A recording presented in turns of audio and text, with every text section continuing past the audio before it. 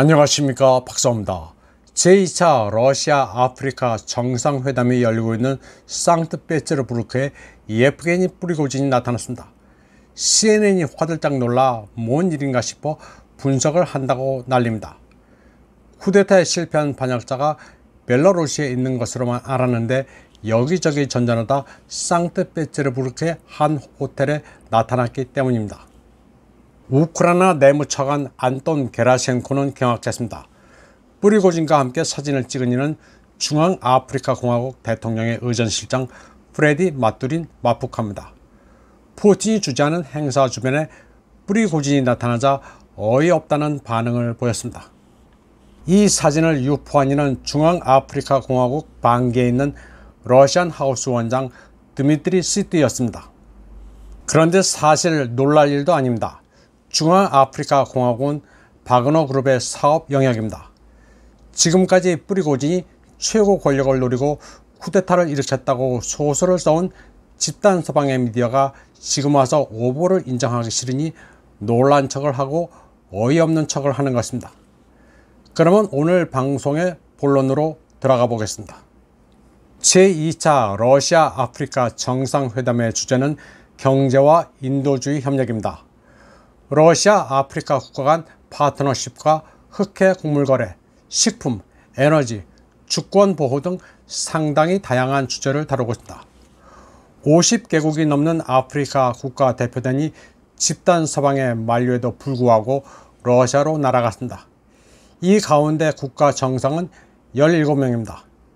식량과 에너지가 넘쳐나는 러시아는 아프리카를 적극 끌어안고 있습니다. 블라디미르 푸틴 대통령은 이 자리에서 러시아가 흑해 곡물 협상을 파토내 글로벌 식량 위기를 부추기고 있다는 집단 서방의 내러티브를 정면으로 반박했습니다. 그는 서방이 러시아 곡물과 비료 공급을 막고 있다면서 그들의 위선을 지적했습니다.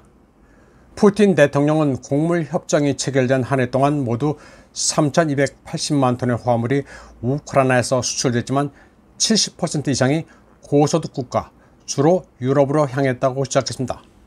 반면 이디오피아, 수단, 소말리아 등으로 향한 분량은 전체 3% 미만인 100만 톤에도 못 미쳤다고 말했습니다. 푸틴 대통령은 그러면서 앞으로 3-4개월 내에 일부 아프리카 최빈국에 무상 곡물을 선적할 준비가 될 것이라고 밝혔습니다. 부르키나파소, 짐바브웨, 말리, 소말리아, 중앙아프리카공화국, 에리트리아는 각각 2만 5천에서 3만 톤씩의 곡물을 받게 될 것이라고 말했습니다. 곡물도 공짜인데다가 배송 비용도 모스크바가 부담한다고 푸틴 대통령은 말했습니다. 집단 서방이 우크라이나와 짜고 곡물을 빼돌리면서도 오히려 러시아를 비난하자 푸틴 대통령이 모든 것을 작심하고 밝힌 것입니다. 서구의 내러티브는 거짓이라면서 러시아가 다 퍼주겠다고 선언한 겁니다. 러시아는 식량과 비료를 수출하는 것에 대해서도 집단 서방이 제재를 가하자 아예 판을 뒤집어 버렸습니다. 푸틴 대통령은 비료를 필요로 하는 국가에 물건을 공급하려는 러시아의 계획도 집단 서방이 방해했다고 성토했습니다. 유럽 항구로 간 26만 2천 톤의 비료 가운데 아프리카로 간 분량은 말라위 2만 톤, 케냐 3만 4천 톤에 불과했다고 설명했습니다. 푸틴은 식량 안보의 핵심 제품, 미래 주요 수출국으로서 러시아의 역할을 강조했습니다. 우크라이나의 경우 시장 점유율이 5% 미만인 데 비해 러시아의 시장 점유율은 20%라고 그는 지적했습니다. 푸틴 대통령은 또 세계에서 가장 분주한 교통 허브 중 하나인 이집트 수에즈 운하 부근에 공업단지를 조성할 의사도 밝혔습니다. 그는 시시 대통령과 이야기를 나눴다면서 올해 생산시설 건설이 시작된다고 말했습니다. 그곳에서 생산된 상품이 앞으로 아프리카 전역에 수출될 것으로 기대한다고도 했습니다. 푸틴 대통령은 자동차, 건설 장비 등 러시아산 상품은 아프리카 대륙에 널리 알려져 있으며 수요도 많다고 말했습니다. 이집트의 러시아 산업단지는 홍해 연안 아인 소크나 지역과 수에즈 북쪽 끝에 포트사이드 두 곳으로 구성되며 총 525헥타르에 달합니다. 산업단지는 러시아 기업을 위한 낮은 세율로 수만 개의 일자리를 창출할 것으로 기대되고 있습니다. 러시아는 또 아프리카 국가에 RT나 스푸트니크 같은 매체들의 사무실도 대대적으로 개설하기로 했습니다. 푸틴 대통령은 러시아와 아프리카의 공동 정보 공간을 만들어야 한다고 강조했습니다. 그러면서 글로벌 이벤트에 대한 객관적이고 편견 없는 정보가 아프리카에 방송될 것이라고 말했습니다.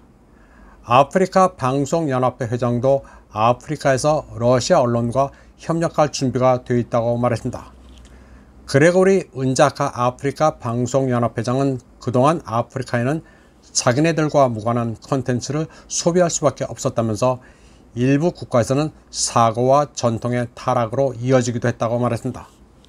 블라디미르 푸틴 대통령은 또 모스크바와 아프리카 간의 협력을 개선하기 위해 러시아어 학교를 설립할 것도 촉구했습니다. 푸틴이 아프리카에 던진 메시지는 간단합니다. 러시아는 식량과 에너지, 쉽게 말해 쌀과 연탄이 많으니 원하는 대로 다 줄게입니다. 그리고 아프리카를 수탈한 서구와는 달리 서로 잘 사는 방향으로 나아가자는 것이었습니다. 이번 방송은 여기까지 하겠습니다. 시청해주신 여러분 감사합니다.